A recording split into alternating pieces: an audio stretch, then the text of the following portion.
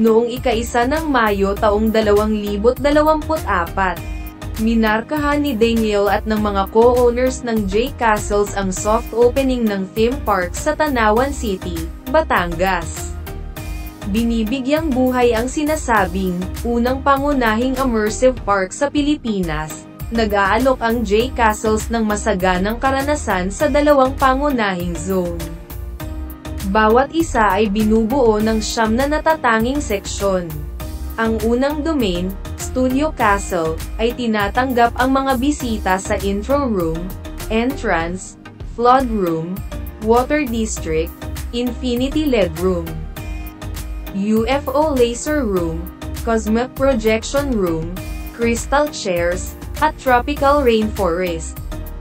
Katabi ng kastilyong ito ang Pop Castle, na binubuo ng theater room, astro ball, thrill or chill, light bridge, spaceship, disco room, game room, at giant rubber ducky room.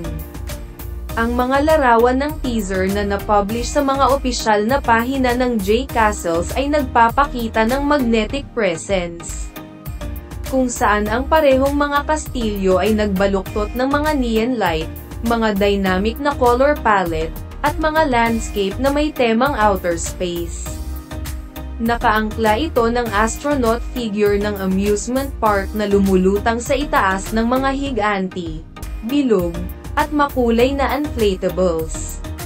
Samantala, ang pangkalahatang tema ng fairy tale ay nangingibabaw sa mga malalawak na tanawin sa labas ng parehong kastilyo.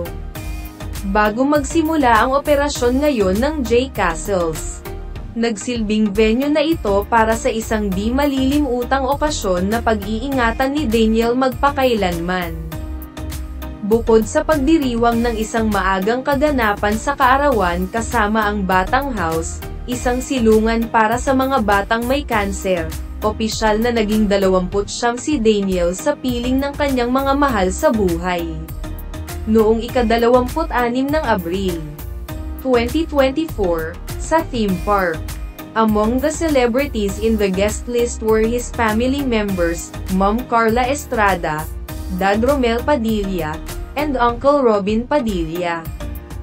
Naroon din ang bagong kasal na sina Zanjo Marudo at Ria Ataide, kasama ang mga direktor na sina Cathy Garcia at May Cruz Alvar.